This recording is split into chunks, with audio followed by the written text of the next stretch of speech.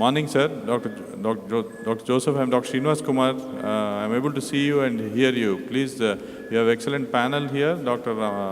Sushil Kodali, Dr. Ramesh Dagupati, Dr. Rahul, and Manutosh Panja. Please go ahead and present the case. We are able to see you and hear you, sir. Please. Okay, excellent. Good morning from CMC Vellore. I'll present my team. This is Dr. Sujit Chako, my colleague. Where is Surya? Is a consultant with us. The anesthetics team with us, Dr. Kiribakaran, is all behind the gantry, Dr. Ben Babu, Dr. Balaji, and then we have our technical team led by Kezia. So without losing more time, they already lost 10 minutes, and this being a fairly complex case, that's a significant amount of time. So we've got just 50 minutes to show you an interesting case. So can we have the slides, please? So our patient for today, can you tell them you want the slides? Yeah. Can you see the case details there? Yes, we can. Auditorium? Yes. We can see it. Okay, so we have a 43-year-old male who is hypertensive. We had sudden onset of severe epigastric pain in 2014 and associated with syncope, and then he was diagnosed to have a type B aortic dissection which extended all the way to the right common iliac artery. And of the visceral vessels, the right renal artery came off the false lumen, and over time the right kidney has shrunken. But his creatinine is normal, 1.25, his LV is normal, his coronaries are normal. He came to us 2 years later, and we've been following him up for the last 1 year. He is asymptomatic. Next slide, please. So that's the 3D reconstruction of his aorta. You can see a type B dissection extending from the left subclavian onwards to the right common iliac. And the right kidney, you can see, is smaller than the left. It's opacifying less than the left. And this dissection starts right at the left subclavian. What you're seeing is the luminogram. So actually there is a thrombus-filled part of the dissection abutting onto the left subclavian. And you can see the three arch vessels are very close to each other. And you can also appreciate that the true lumen is really squashed in the image on the right by the false lumen. Next slide, please. So we've been following him up for a year, and you can see a subtle increase in that aortic knuckle shadow size. And next slide, please. The CT also shows that the next slide, please. The false lumen has now crossed 5 centimeters. It's 54 millimeters in the axial view. And next slide, please. And 56 in the coronal view, and you can also see some thrombus lining the false lumen. So there is a progressive growth of the false lumen, and it has crossed 5 centimeters. So given these 2 points, we feel that it's time to intervene in this patient, even though he remains asymptomatic. Next slide, please. So we have planned this intervention, and this is a 3D reconstruction that we have done using Radiant DICOM software, which is freely available on the net. And you can see that the ascending aorta measures 33 millimeters just before the innominate, and the distance from innominate to left carotid is 14, and left carotid to left subclavian is 16 millimeters. Next slide, please. So we are planning an endovascular repair with 2 endografts. Higher up we'll put a 34-200, lower down we'll put a 30-200. And we'll start from the ascending aorta and take it all the way to the celiac artery. And so since we're covering the arch vessels, we're going to have fenestrations for the 3 arch vessels. And we're using femoral percutaneous access. Actually, we're using the right, not the left. And we have already deployed 3 ProGlide sutures in the right femoral artery at 10, 12, and 2 o'clock positions, and we'll tie it off at the end of the case. So there's no cut down anywhere. So we also got left femoral 6F, left femoral venous 6F, and both radials 6F. Access is already in place, and also a carotid wire through a 4F dilator. So there's no sheath in the left carotid artery. Next slide, please. So I'll just show you what we're trying to do. This is an example of a case we did last year, similar type B dissection extending down the aorta with a large false lumen. Next slide. And next slide. Yeah, this is what we plan to do. We'll cross the arch, go all the way down to the celiac artery, and the 3 fenestrations will be for the 3 arch vessels. And we'll put stents into the left carotid and left subclavian. The innominate we generally leave open the fenestration, but we can actually put a stent there if we want to. But since there is sealing beyond the left, beyond the innominate, we generally don't have to put in a stent there. If you have to put a stent, generally the innominate is a large vessel, short vessel, so a bulky stent has to go in there. So we try to avoid it if not required. Next slide. So this is the planning we did. This is a superior view of the aorta. You can see the 3 arch vessels, the ostia, and we measure the distance. It's the same thing in this view, 14 from innominate to left carotid, 16 from left carotid to left subclavian. And next slide.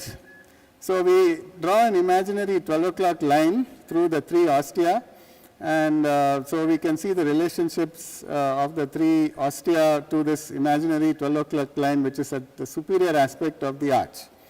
Next slide, please.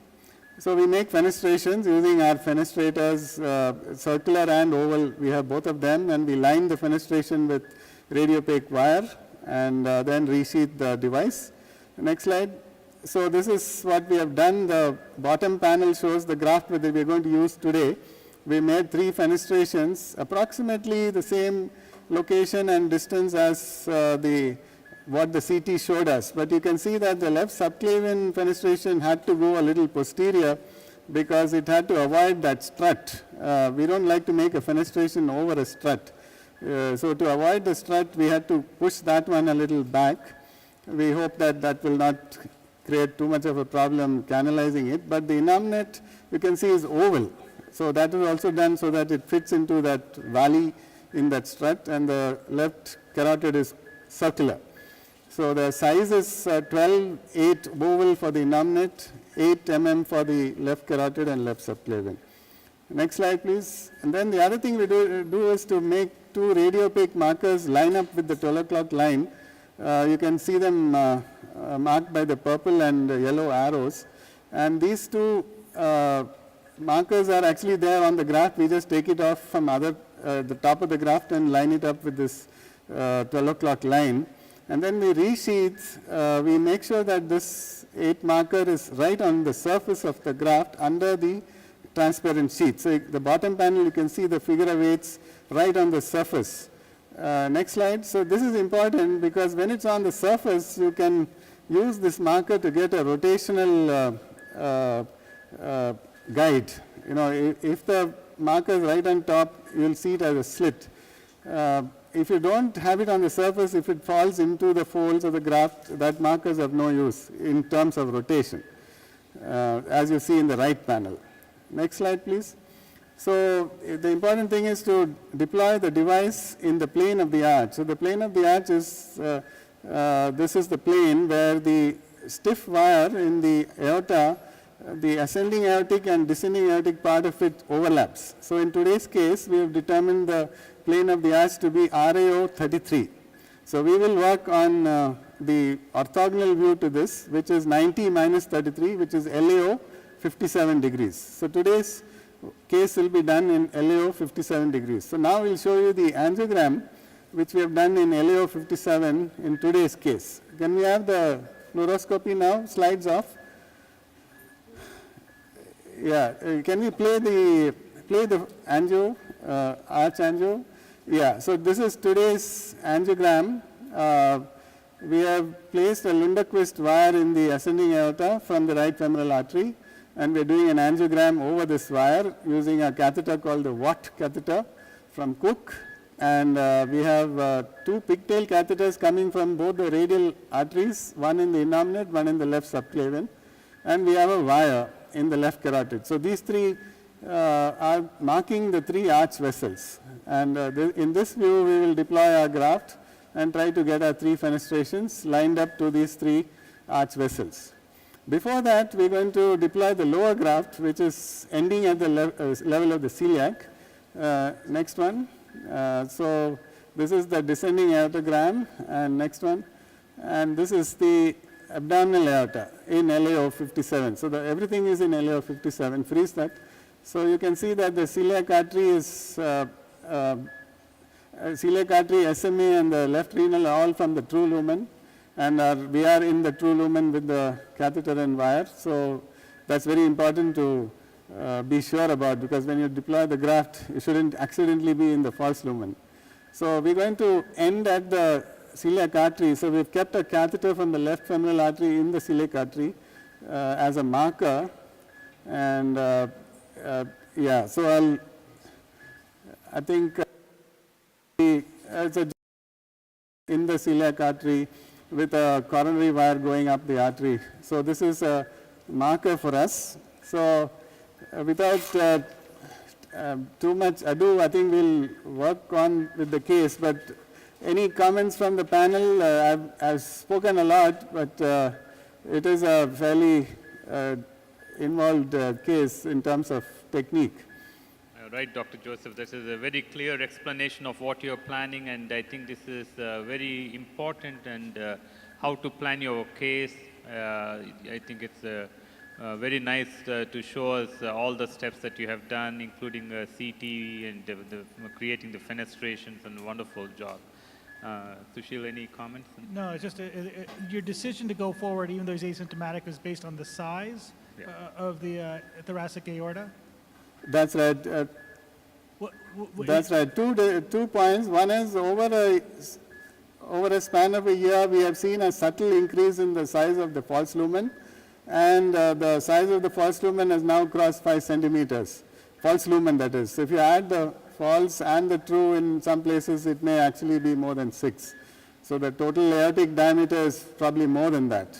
And is there anything in terms of, I don't do endovascular, these type of procedures, but in terms of the right renal coming off the false lumen, are there any specific concerns? And then also in terms of spinal ischemia and concerns about, for spinal injury, how do you manage, and what are you doing? Correct. That's right. Great questions. So the 2 things we do to reduce spinal ischemia. One is to keep the mean arterial pressure up. So my anesthetic colleagues have kept the mean arterial pressure at 92 currently, and I always want it above 80. That's one very important thing. The second is that we always spare the left subclavian artery, and through that the left vertebral and the IMA, both of which are sources of blood supply to the spinal cord. So these are 2 things we do, and then at any stage after the procedure, if we find he's developing a paraparesis or a paraplegia, we put in a spinal drain at that time. But we don't do it electively before the case. He's only on aspirin as antiplatelet, so it should not be too difficult to put in a spinal drain without getting a bloody tap. Wonderful. Yeah, I know some people routinely put it in up front. Just for that's our right. benefit, That's right. We don't generally do that, and all right. So I think I'm going to now proceed. I'm going to deploy the lower graft, and I'm bringing in the. I've also got a pacing lead in the right ventricle for the deployment of the arch endograft. But right now we're going to work on the low. No. Show me the device. So this is Valiant Captivia holding wire 3200 device.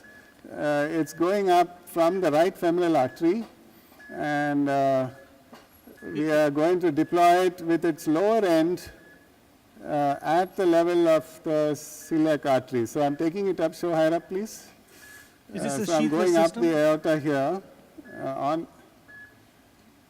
Beg your pardon? Is this a sheathless system? How big is this device entering the artery?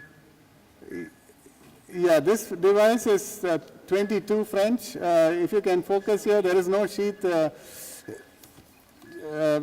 can show here, camera here. Camera can focus here.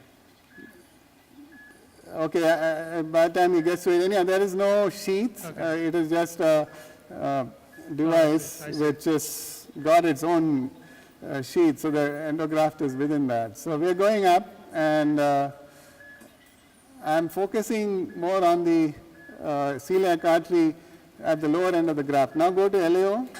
LAO 53, take the camera back in case it hits. LAO 57.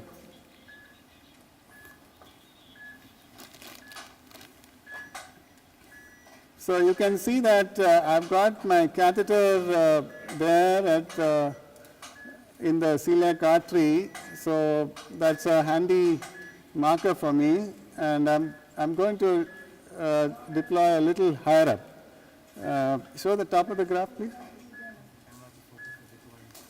I don't Can know you how push this the wire in? It's coming back. I don't know how this graph deploys. Does it tend to move forward as you deploy, or is it pretty stable?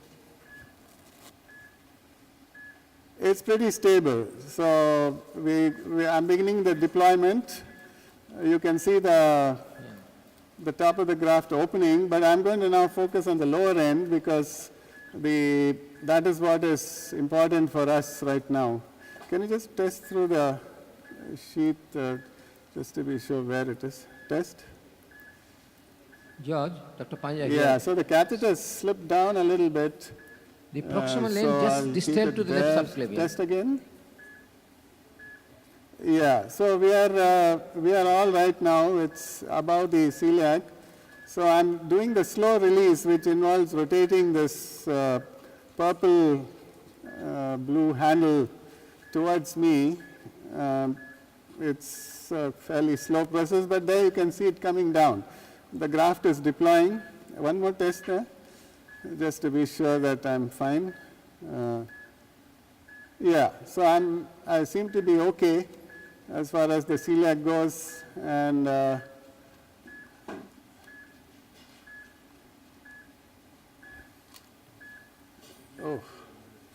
okay, test again. Yeah, I think we're okay. Yeah, show the top, please. Yeah, so now we're going to release the top cap. Yeah, so we've released the top cap. Now we'll recapture the nose cone, and now we'll take the delivery system out. And before I take it out, we want the next device ready. So we've got the fenestrated device ready to go. Can I ask a we'll quick just question do an here? exchange. We'll take this one out and put the, yes, please. So if you hadn't liked Go the ahead. position before you released the nose cone, could you re-advance it at that point, or no? After you had fully unscrewed it? No, No. no. You're committed. Yeah, so you're committed Yeah, at that point. the only stage at which you can move is before you release the nose, the free flow segment, and maybe you could have deployed the first two covered stent segments. I see. Till then you can do some movement, but after that it's difficult. Okay. All right, so now I'm going in with the second device. Now we don't need this celiac catheter anymore, so I'm going to take the celiac catheter out and use that as for pressure. Okay, all right, leave it, it's all right. So we have three pressures going right now.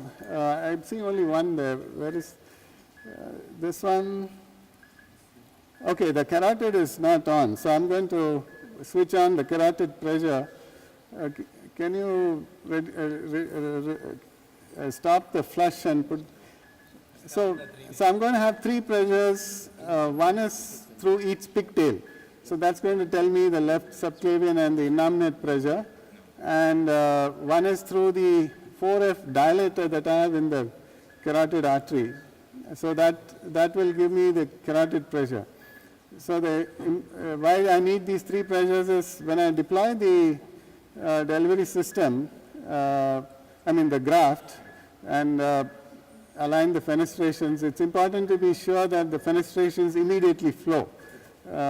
So the pressures will tell me whether I've got flow or not. Okay, so yeah, so we've got all three pressures going. On the screen here, I've got the two, the left carotid and the left subclavian pressure, and the anesthetist has the innominate pressure. All right, so now we're going up, so the device is coming in. This is another 2 French bigger. This is a 34 French system. Now, I'd like you to look at the markers that we have. You can see that the marker, radiopaque markers, I'm rotating it to the external, to the right side of the screen.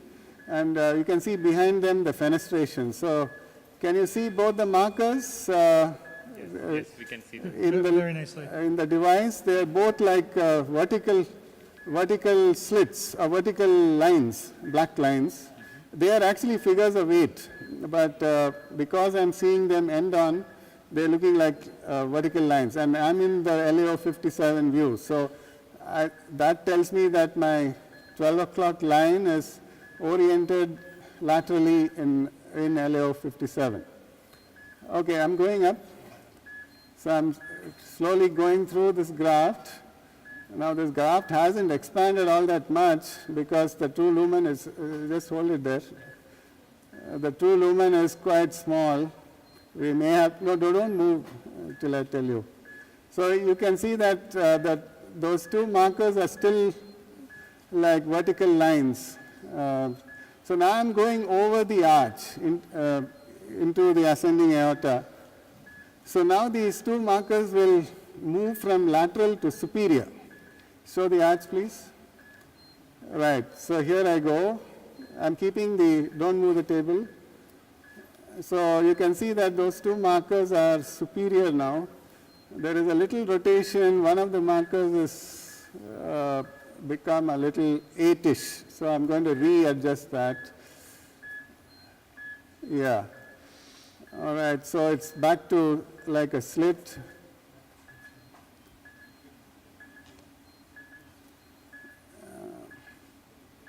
Okay, so you can see that those 2 markers are still like lines, not figures of 8. Okay, so now we'll look at the fenestrations. You can see between the 2 markers we have the 3 fenestrations. Show a little higher up. Yeah. So the innominate fenestration is been under the innominate, the left carotid is correct. Subclavian is also okay. Subclavian is also okay, yeah.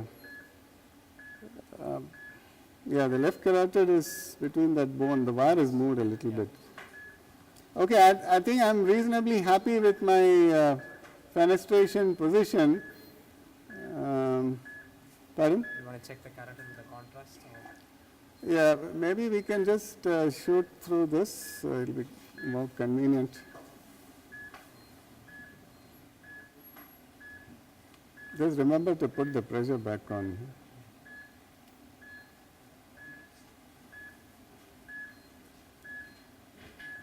Okay, just shoot. Okay, see the left subclavian fenestration is moved a little ahead, no? Or is it? Oh, it's under, it's behind, okay. So the left carotid needs to go in a bit more, no? Slightly more. Yeah, the whole thing can go in a Touch more.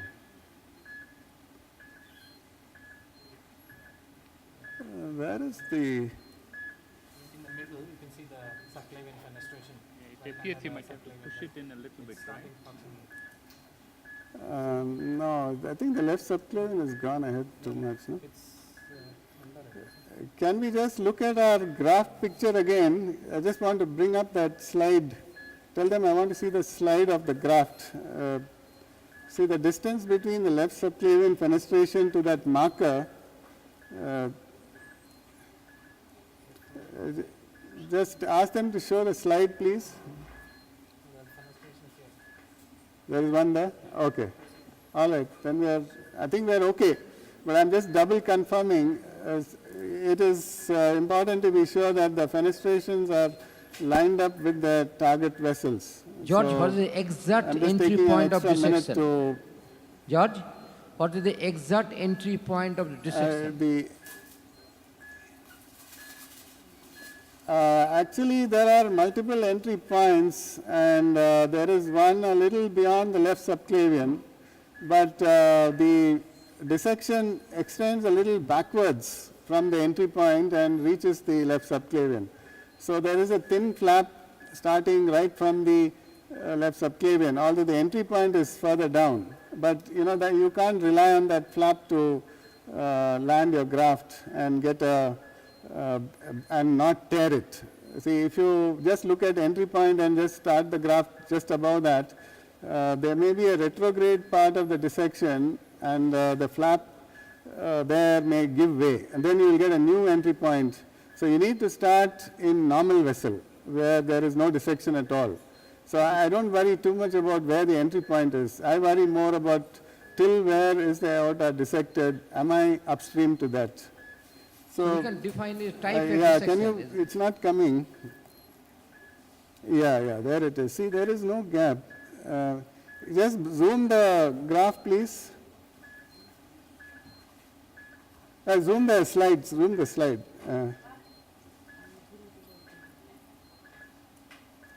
Yes, so see, there is actually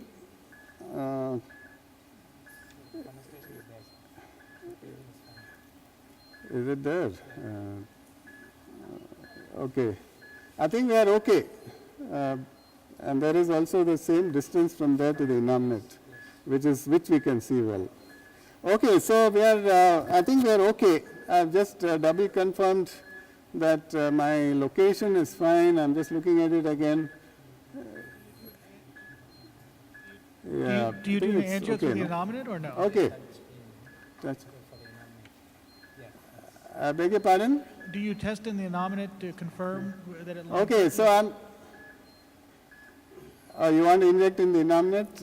Can No. you just inject a little contrast into that? No, I mean, you don't have to if you're Yeah. comfortable. We're just asking What your whether technique you is, yeah. routinely do innominate angiogram. Yeah, no, actually it's a, okay, yeah.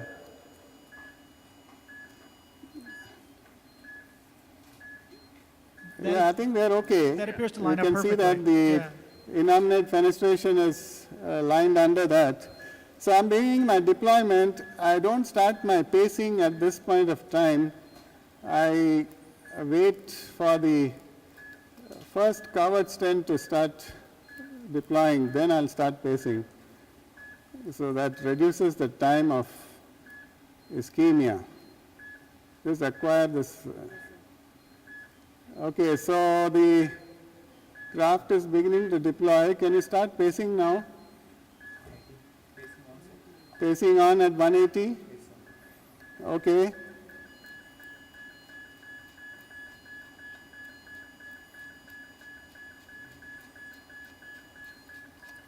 So I'm going to do a rapid release. Stop pacing. All right, now let's look at the three pressures. On the screen here, can we show this pressure to the audience? Yeah, I think you can see it. can see it. There is a blue, which is the left carotid, and the red is left subclavian. And the anesthetist has the innominate, which is reading 138. So I know that all three fenestrations are flowing, and there is adequate cerebral perfusion. So now we'll release the top cap of that, yeah. All right, so the top cap is released, and now we will recapture the nose cone. All right, so now we'll just hold the wire there. I'm going to take the device out. Sometimes this top cap snags the graft, but that's not the case today. So the device is coming out, and I'm going to remove it altogether and put an 18 French sheath here. Although this device is 24 French, 18 French sheath is enough to plug the hole, because the artery is a bit elastic, and I find that 20F sheaths, the outer diameter is almost 24 French, and that tends to, traumatize the iliac arteries. So I'm putting an 18 French sheath in, and so we have deployed the device and all the 3 fenestrations seem to be reasonably aligned. So now we are going to cannulate them one by one. Actually only 2 of them.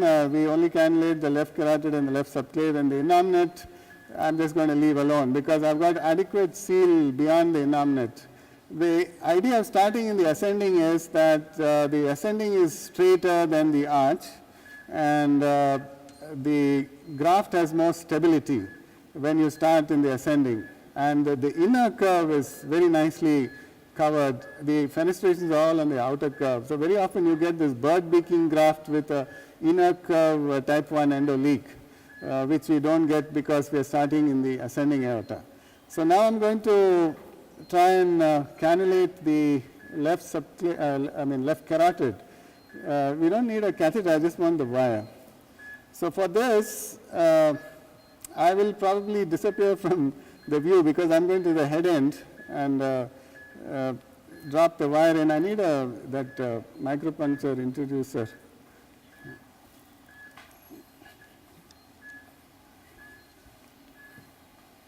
How do I get there? This way, no? Then you remove that pulse oximetry for time being. Let me get through.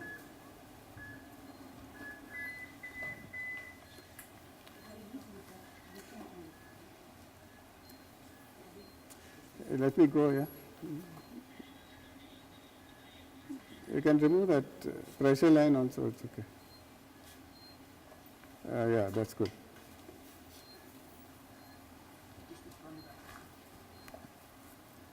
Okay, now reduce the LAO. We don't need this LAO anymore. We can work in almost AP view. Give me the wire. I'm going to stop this infusion.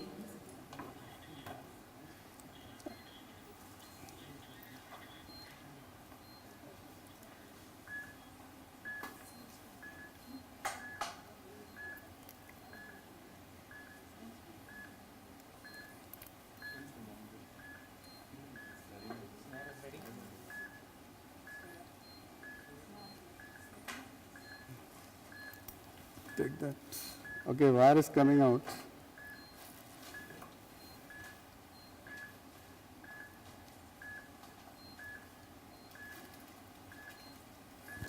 Just press the fluoro. I need to see.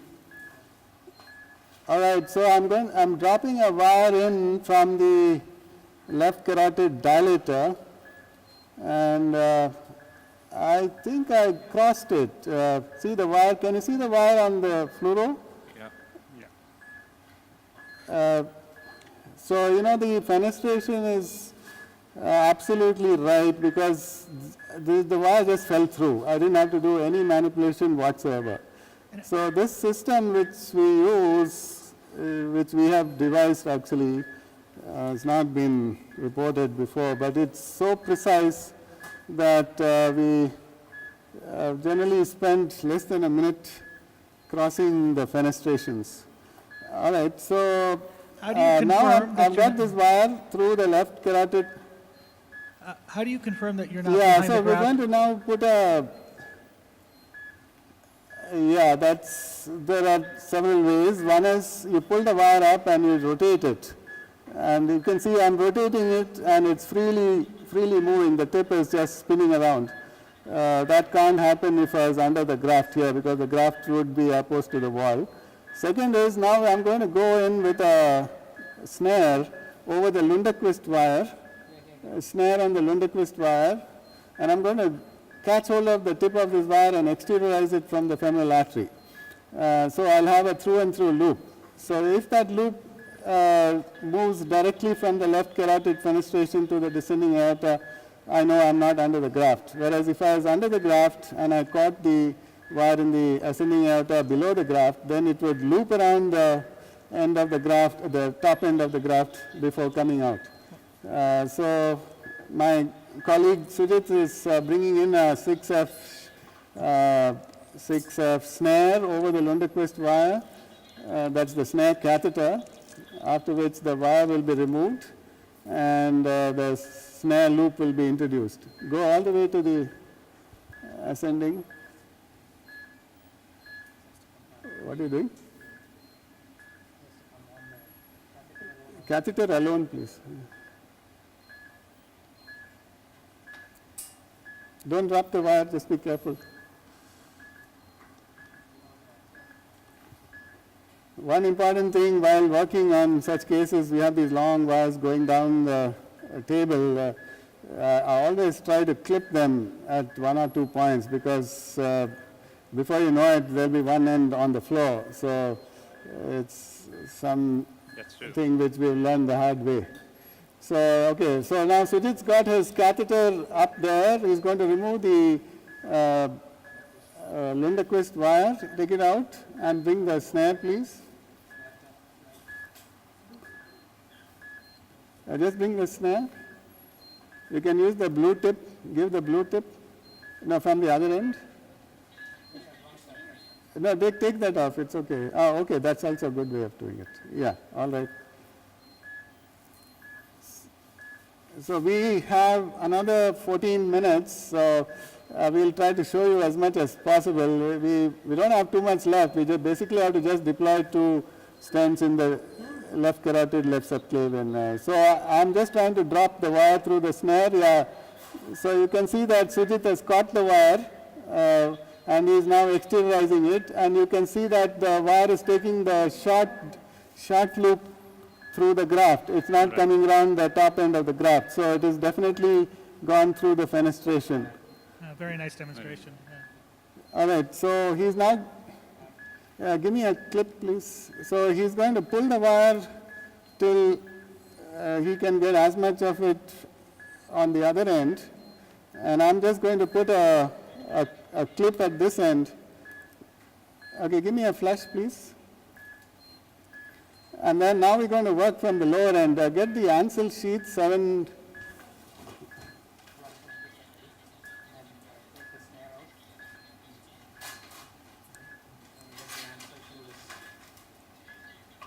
Okay, I'm going back there. So George, why not go through the graft? Was it more difficult going through the graft and through the fenestration and to the carotid? You mean reverse, go down, go Right. from below up. Right. Retrograde. No, I like, there is an advantage in what we are doing. That is that the angle from the left carotid into the graft is more favorable to cross. When you come from below, you got to do quite a sharp bend to get into the carotid. This one just fell through. Yeah. I didn't have to do anything.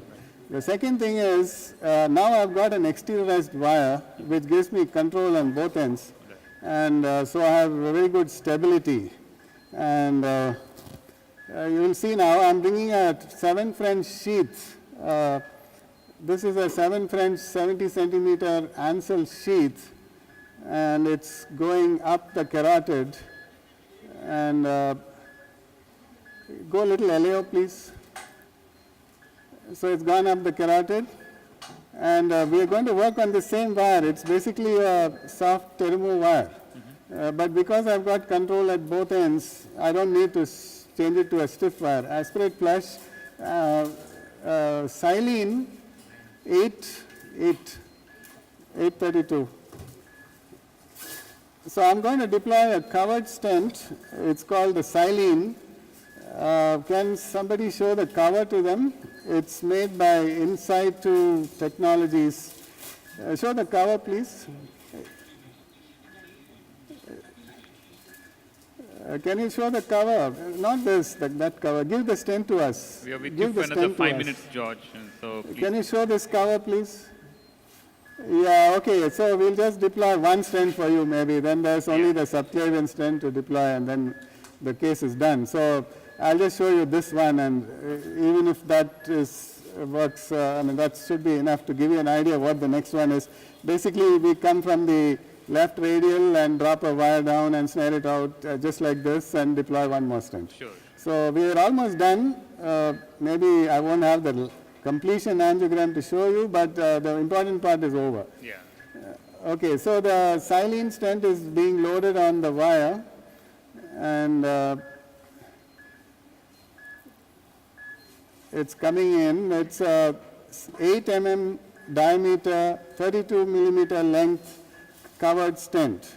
Okay, so you can see it here. So it's going through the 7 French sheath, and I'm going to position it so that about a little bit is outside the graft. Now the dilator is obstructing the passage of the stent into the carotid artery. So I'm pulling the dilator back.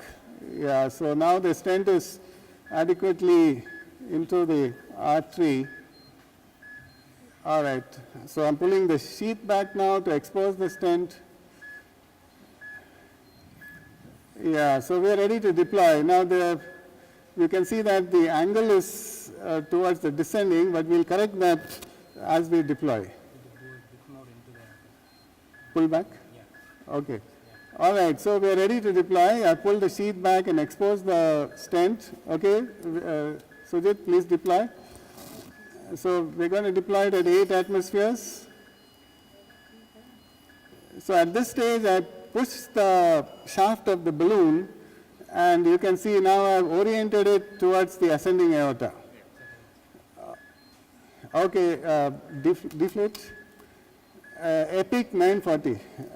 Now we're going to take the balloon back into the stent, and then we will inflate it at a little higher pressure. Yeah, okay, it came back into the sheath. Just do one more at a little higher pressure, say 12. All right, this is at 12 atmospheres. Okay, deflate. And the next thing I'll do is to line this stent with a self-expanding bare metal stent. Let it deflate properly. Okay, so the balloon is coming out. I'm taking the sheath a little forward. So the bare metal stent we're going to use is called the Epic, and it's made by Boston Scientific. And open it please, 940. So the idea of this is it gives additional radial strength. Second is it's slightly longer than this stent. So the distal end of this stent, even if I produced an edge dissection, this will cover that, and it will also smoothen out any angulation that may be there at the distal end of the stent.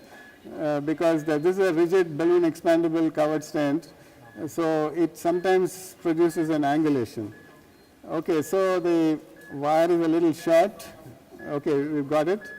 We're working on a 260 centimeter wire, so sometimes it's a bit short, but we do manage to work with it. One mag, please. All right, so the stent is going in, so I'll go a little higher up. Oh shit.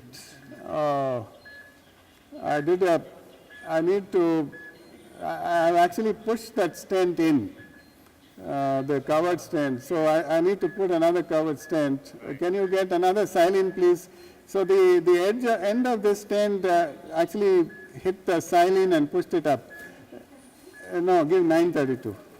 See, actually the carotid is more than 8, and I've only used an 8 mm stent, so it was not very a snug fit. So when I was trying to bring that bare metal stent in, it pushed the covered stent up. So that makes it necessary to deploy one more covered stent, because the covered stent has to project into the aorta. That's the important thing. So that's a problem. Now we're going to have to put a second covered stent. So your plan is to put... Now if I put the second covered stent, then I may not need the other stent, because now I've got double covered stent, so the radial strength is good, but that radial strength is not at the fenestration. It will be higher up, so it may not work. I may still need to put that bare metal stent. All right, so here comes the same silene again, but this time I've gone a millimeter bigger, and I will have to project into the aorta again like before, but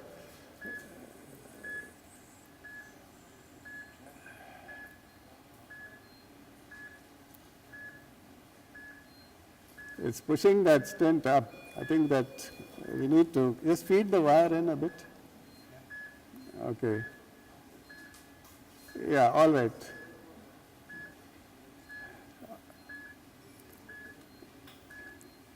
Okay, go. Yeah.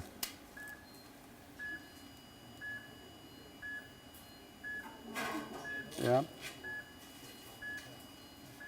Okay, now you can go say 15 or something. Okay, so this is we've gone to 15 atmospheres, so we can see that the fenestration is absolutely, filled by this balloon. So there's no gap around it, and we have probably good enough seal. So I'm going to do an angiogram and then decide whether we need to put that bare metal stent in. Okay, so it is deflated. Yeah. So we shouldn't create the same problem again. So if I put the bare metal in, I have to be extremely careful that I don't push this one up again. Otherwise, we'll do a sheathogram. I've got just 2 minutes more, so we may not be able to show you everything here. Dr. Joseph, I think we've extended it by a few minutes, so But- if we get cut off, we extend it by 5 minutes. So Oh, okay. All right, great. Actually, you know what, I'll increase this bare to 9 mm. This is 9, no? Should we put a 1040 or 1060 dear? You know, epic 1060. I'm going a little longer because there are 2 stents overlapping and the length may be more than 40, and the second stent should be a little bigger than the first 2 stents because this is self-expanding. So if it has to be snug, it should be a millimeter bigger at least. All right, so yeah, it's okay, just squirt some dye, that's all. Yeah, okay. It looks good. Is that a 1060? Okay, then maybe 1040 is fine.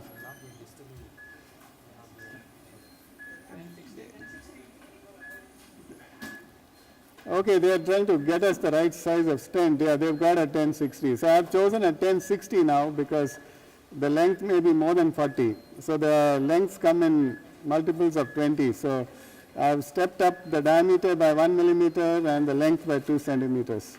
So they're getting that ready, and this time the challenge is to get that in without pushing on the silene stent which is already there. it seems difficult because the angle is pushing you right into that stent as you go up. Is there any other tricks that you can do at this point to try and reduce that risk? Yes, I could do, I could buckle the wire down the ascending aorta a little bit so that it enters the silene stents more coaxially. Now when I'm coming from the descending aorta, it's going and hitting the side of the silene stent. That's what happened the first time. I think pushing the wire will help you. So will you push from the carotid? Yeah, You can push from we'll the see. carotid down to- push it from the carotid down. The wire is externalized, so it's not going up the carotid, it's just coming out of that dilator.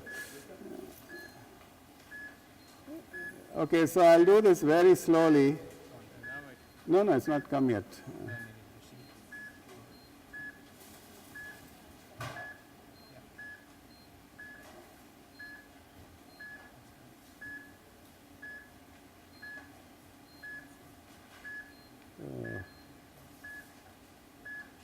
Still got some friction there. Oh, it's hitting the dilator.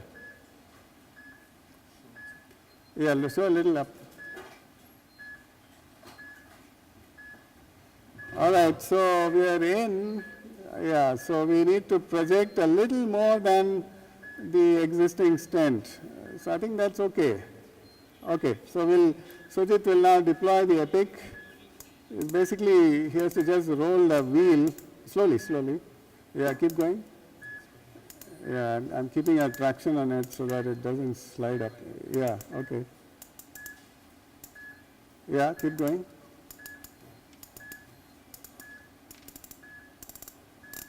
All right, so we have deployed it, and yeah, you can see it's slightly flared out. So take the system out. So we are done with the left carotid, and we have taken our stent well past the covered stents. The epic has gone well past. It's maybe a centimeter more. You can see a slight angulation there, so that's good to cover with a bare metal stent. So this is done. So now we're going to move on to the left subclavian and do exactly the same thing.